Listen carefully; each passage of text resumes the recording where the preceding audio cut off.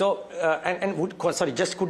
just so that the viewers understand as well, I'm not asking you to name names, but I'm saying that the companies in that Capex cycle, which could be MNC names like ABB, Siemens, etc., or L&Ts of the world, all of that might be in a mid-cycle thing. My question to you is, presumably, could there be outliers to this? Like, for example, the government may do larger defense Capex because, I mean, now there is proof of concept because of the sad conflict, if you will, right? So could there be outliers to this in the Capex theme per se? Absolutely, yes. And the better way to cut it is to say that, we divide Capex into 4 parts. Okay. So central government-led Capex, state government-led Capex, PSU-led Capex, and private sector-led Capex, right? Now, each one of them have their own dynamics.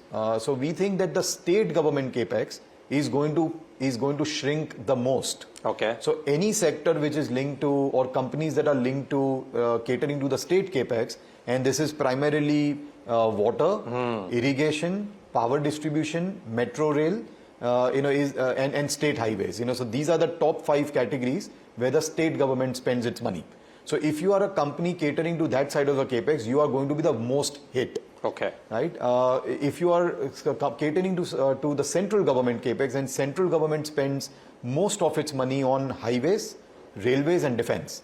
Okay. So if you are a company catering to that, you are moderately impacted because the growth is coming down, but not coming down as sharply as it is coming down for the state governments. If you are a company catering to PSUs, you have relatively negligible impact because PSUs have their own balance sheets.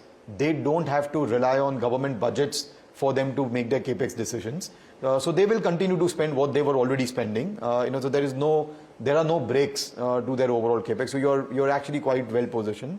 And within private, it's actually further bifurcation because private is a combination of real estate Capex, industrial Capex, so new steel, cement, etc. plants, BOT projects like toll roads, BOT airports, etc. And it's all the new age industries like semiconductors, data centers, biofuels, green hydrogen, which is the new kind of things where private is spending money. So depending on where you are, touching the private Capex, the growth rates are different. Okay. So to sum it up, I would say that the worst is the ones exposed to state Capex. The best is actually the ones exposed to PSU Capex, and then center and private is somewhere in between. Okay.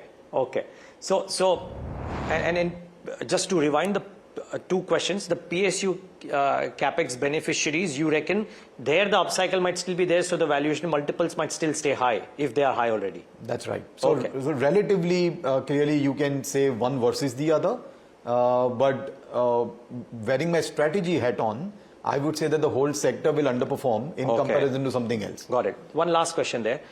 I heard you say power distribution as well, but I thought transmission and distribution is actually in a very sweet spot. Evacuation issues, lot of transmission is to set up even now, and therefore that is in a sweet spot. You don't agree? So transmission, yes. Distribution, not. Transmission is predominantly the job of private or PSU companies, which is, as I said, the Capex which is doing well and is not going to get impacted.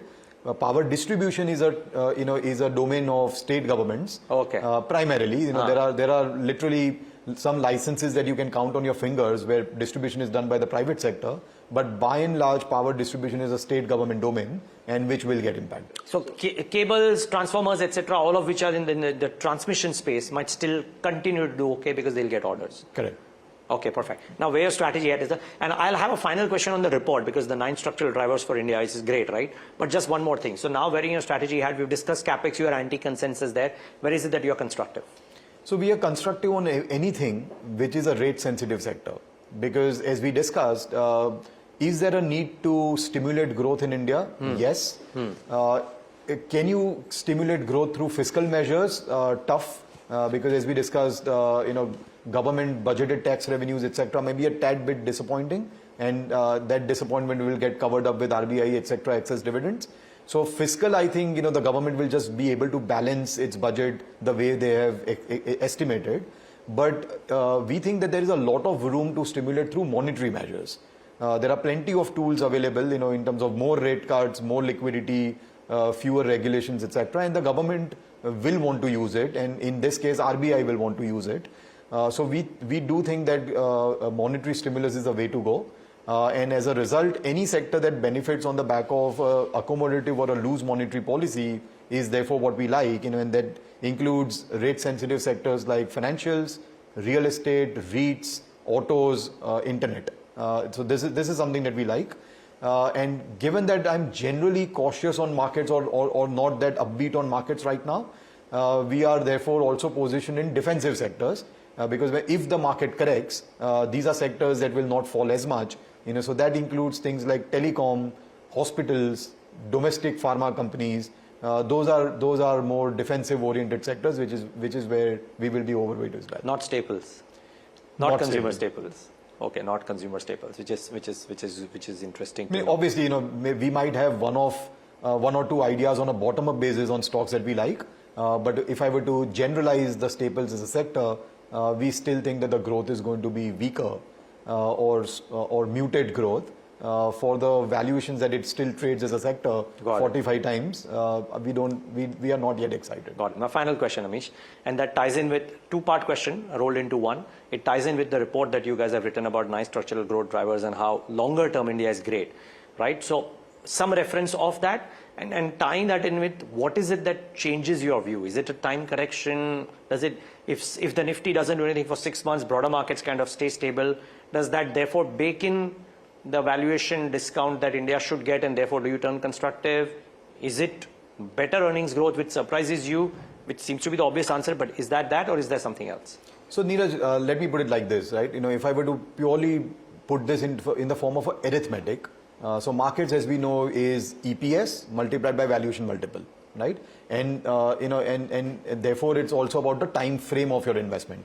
So let's say if I were to set a price target for December of 25, which is the end of this year, I would say that, okay, what is likely to be the December 26 EPS of Nifty 1 year forward, because markets will be willing to pay 1 year forward. So what will be the December 26 EPS multiplied by the valuation multiple I'm okay to give, right? That sets my price target for December of 25.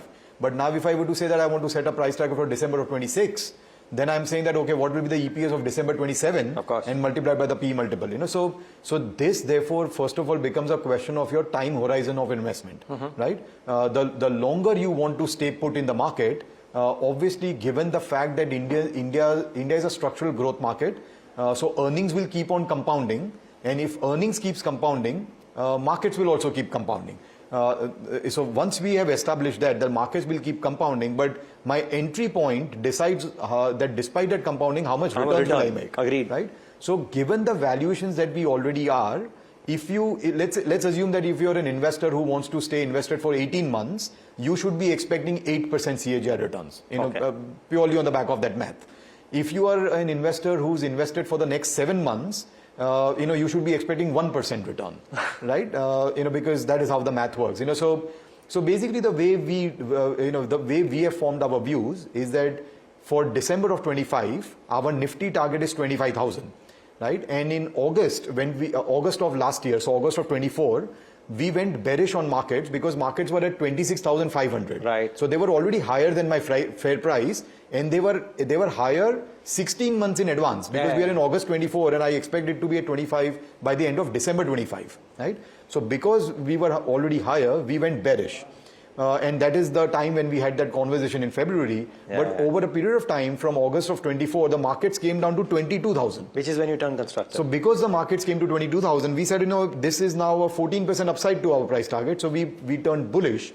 But in 2 months' time, the markets have come back to 25,000, and which is why we are again now seeing no returns. So on Nifty, I would say that I'm not bearish, but I'm saying that it is full price. Got it. Right? So the markets have to therefore consolidate. You are unlikely to make too much returns. You might probably make better returns by being in fixed income markets right now, is the way to think about it. Now to your final question, assuming that the markets actually go the way I expect, and let's say by December the markets are still at 25,000, then obviously I would say that, okay, now I'm looking at December 26 EPS, and 1 year forward, I will find more returns, right? So that's the way to think about it. So structural compounding will stay. Depending on your time horizon, you have to adjust your returns therefore. Got it. I believe I've exhausted my time. Else I would have loved to talk about the structural 9 growth drivers as well. But it's a fabulous report, Amish. And maybe at some point of time in the next couple of months, you get the chance, we should talk about that in detail. Absolutely. Yeah, but thanks for having us at your conference, and all the best for the remainder of the conference. Thank you, Neelesh. And viewers, thanks for tuning into this broadcast.